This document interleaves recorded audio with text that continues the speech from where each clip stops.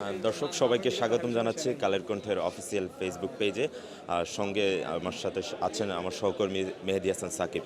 দর্শক নিশ্চয় আপনারা জানেন দ্রব্যমূল্যের ঊর্ধ্বগতি দিন দিন বাড়ছে। এক্ষেত্রে যে মানুষের যে একটি দুর্ভোগ সেটি আসলে বলতে গেলে শীতকালীন যে সবজি আছে সেগুলোতে কিছুটা স্বস্তি মিলছে।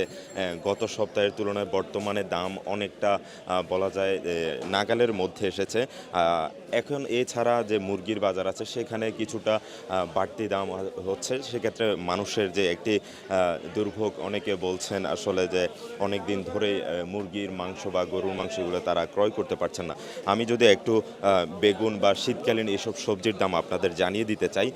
বেগুন বর্তমানে বাজার দর 50 টাকা, যেটি গত সপ্তাহেও কিন্তু 80 টাকা ছিল। এছাড়া ফুলকপি এই আজকের যে বাজার দর সেটি 40 থেকে 30 টাকা পর্যন্ত আসলে বেগুন ফুলকপি ভেদে দাম আছে, যেটি গত সপ্তাহে ছিল 70 টাকা।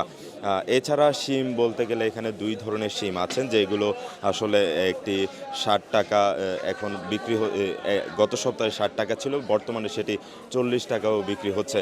তো বলতে গেলে সবজির বাজারে যে শীতকালীন সরবরাহ বাড়তি হওয়ায় আসলে কিছুটা স্বস্তি এসেছে। তবে এই যে মুরগির বাজারে সেটি কিন্তু গত সপ্তাহের তুলনায় 20 থেকে 30 টাকা পর্যন্ত আসলে বৃদ্ধি পেয়েছে।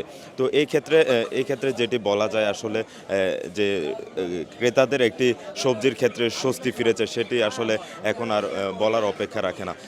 একটু আমি যদি কথা বলতে চাই, আঙ্কেল একটু কথা বলবো যে এই যে শীতকালীন সবজির দাম এখন তুলনামূলক কমছে। হ্যাঁ, তুলনামূলক তো আগের চেয়ে অনেক কম হয়ে গেছে এখন। কিন্তু যে আলু 120 টাকায় কিনছি এখন 70 টাকায় পাচ্ছি, এটাই তো আমরা খুশি, এতে আমরা অনেক।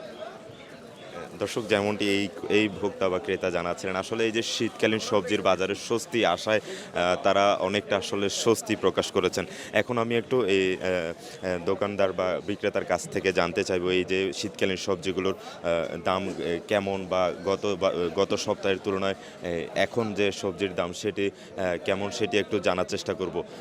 আপনারা নিশ্চয়ই দেখছেন এই যে শীতকালীন সবজিগুলো আসলে সরবরাহ বাড়ার সাথে সাথে কিন্তু ক্রেতাদের মধ্যে এক ধরনের স্বস্তি ফিরেছে।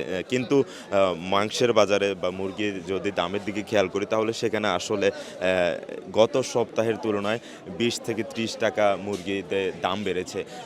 ব্রয়লার থেকে লেয়ার থেকে শুরু করে দেশি এই যে সব মুরগিতে একটি দামের পরিলক্ষিত। আমি একটু কথা বলতে চাই, নিশ্চয় ওনার থেকে আমরা জানতে পারবো। ভাই একটু বলবেন এই যে শীতকালীন সবজিগুলো গত সপ্তাহের তুলনায় এই সপ্তাহের দামটা কেমন? এই সপ্তাহে অনেক কমছে, তো 3 ভাগের 1 ভাগ কমে যাচ্ছে। তারপর আপনার এখন শীতের মৌসুমে যে সবজিগুলো পুরোটাই দাম কম। আপনার বেগুন 50 টাকা, তারপর মূলা 30 টাকা, ফুলকপি 40 টাকা, বেগুন পেঁপে 40 টাকা, লাউ 30 টাকা কেজি, ঢেঁড়স 80 টাকা, মানে সব কমছে আগের থেকে। আলু 120 থেকে 70 আসছে এখন। আরো কমতে পারে কিনা এই সবজি? আপনার আলু আরও কমে আসবে, আলু আপনার 40 টাকা আসবে, মানে দিন গেলে শুধু কমবে এখন। আবার আপনার দিন গেলে কিছু সবজি বাড়ি যাবে, আপনার যেরকম তিত করলা, ঢেঁড়স এগুলো বাড়বে। আবার টমেটোর দাম কমে যাবে, এই যেমন টমেটো কালকে থেকে আজকে 20 টাকা কমে গেছে। কালকে বেশি 120, আজকে 100, দিন গেলে শুধু এখন কমবে। দর্শক যেমনটি এই বিক্রেতা জানাচ্ছিলেন, আসলে শীতকালীন সবজিগুলোর দাম কমে আসায় কিন্তু এই যে ক্রেতাদের মধ্যে এক ধরনের স্বস্তি বিরাজ করছে।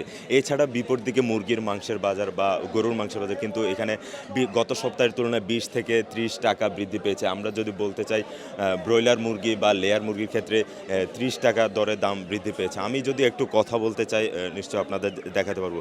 ভাই এই যে গত সপ্তাহের থেকে এই সপ্তাহে মুরগির দাম কি বেড়েছে? হ্যাঁ, একটু বাড়ছে। কত টাকা? গত সপ্তাহে 170 টাকা বিক্রি করছিলাম, এখন তো আমার 200 টাকা ব্রয়লার মুরগি। আর সোনালি হল যে আপনার 330 টাকা আর 20 টাকা।